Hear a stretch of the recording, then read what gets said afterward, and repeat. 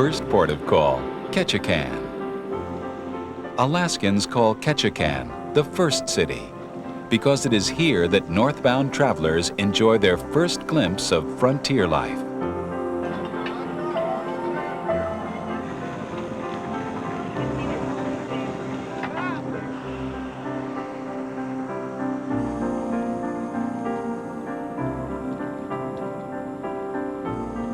Famous for its rain, Ketchikan receives an average 162 inches of liquid sunshine a year.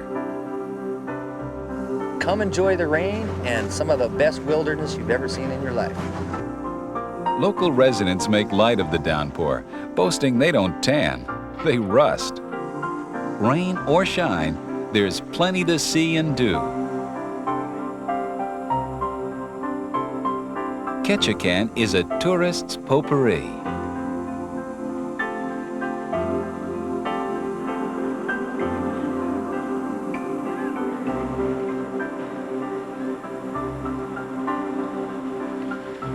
Literally a city in the clouds, much of Ketchikan clings to the steep slopes of Deer Mountain.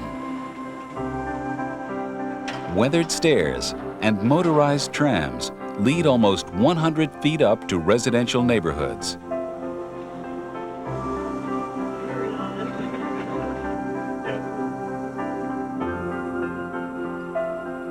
From here, you can see almost forever.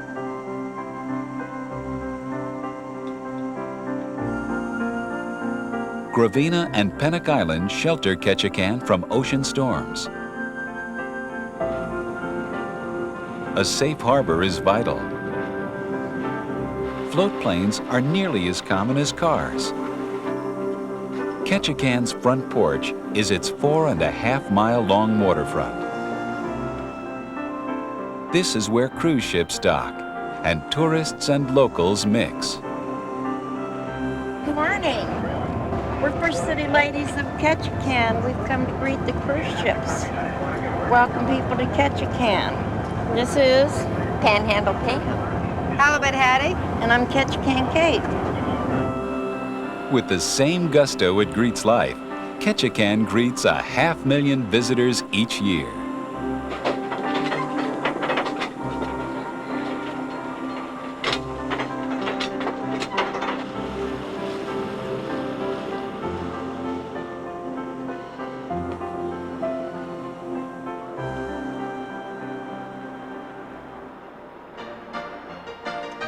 Its feet dangling in the water, Creek Street flaunts its charm.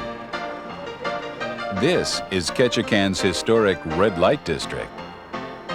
No one knows how many women work the bawdy, boisterous boardwalk, but as late as 1950, there were at least 18 bordellos here. The most infamous was run by Big Dolly MacArthur. 26 years old, Dolly quickly earned a reputation for lavish parties. It's been a really busy day for us girls down here on Creek Street today. Anybody that goes away from Ketchikan that hasn't seen Dolly's house really misses out.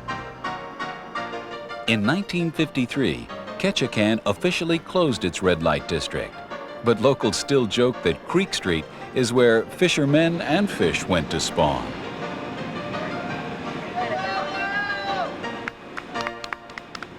Salmon, steelhead, and trout are reared at nearby Deer Creek Hatchery. The hatchery was built in 1954, when salmon populations were declining from overfishing. Today, an estimated 350,000 juvenile salmon are released from the hatchery each year. Fishing remains an economic mainstay. A power block is needed to hoist the heavy seines or nets used by some commercial salmon fishermen. Great care is taken with the nets, which can cost upwards of $10,000. Ketchikan's commercial fishing fleet fills its hold with king, silver, and pink salmon.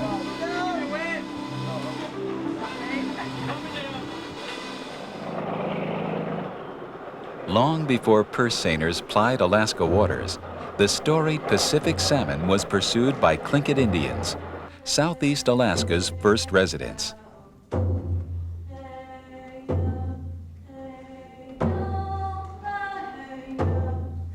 Traditional Tlingit dances are performed by the Saxman dancers.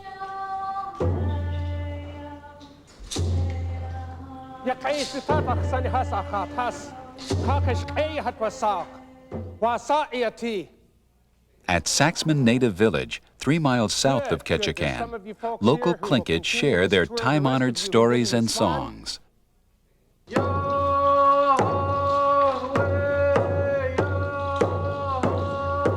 In 1896, missionaries attempted to convert the Tlingit, but their 8,000-year-old culture survived.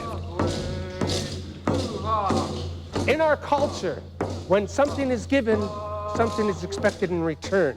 And your return process to us this morning will be that you will join us in a song and dance. We'll take our robe off, place it upon you, and teach you a couple moves in the Tlingit dancing.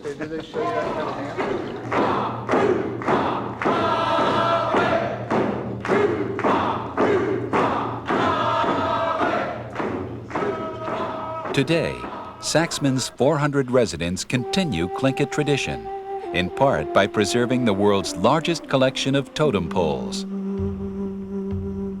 Ever watchful, the unblinking eyes of these cedar monuments continue to bear witness to achievements of the proud people who first ruled this vast northern rainforest.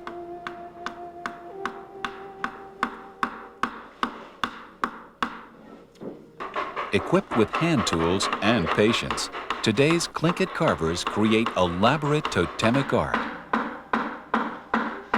As huge timbers slowly take shape under the hands of master carvers and their apprentices, the rich fragrance of cedar fills the shed.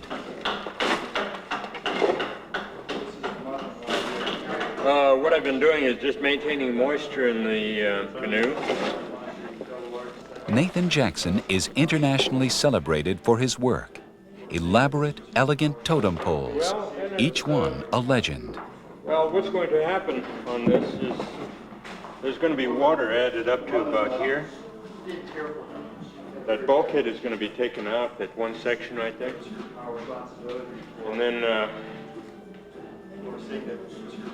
And then hot rocks are going to be added to it.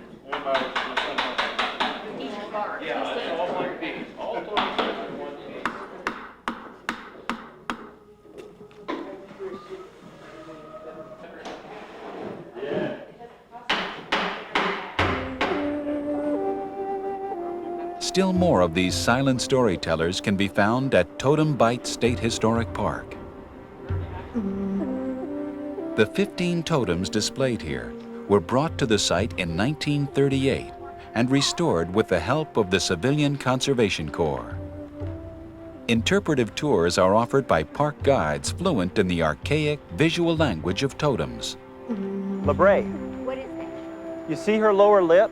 Women of high status in their society would have a labrae, which could be made out of wood or bone or seashell, could be carved in the lower lip. And it's right in the lower lip, and that's how you know that that's a woman. And if you may have noticed on the pole... These skillfully carved totems reflect the region's unique history and Southeast Alaskans' reverence for the near magical wilderness in which they live.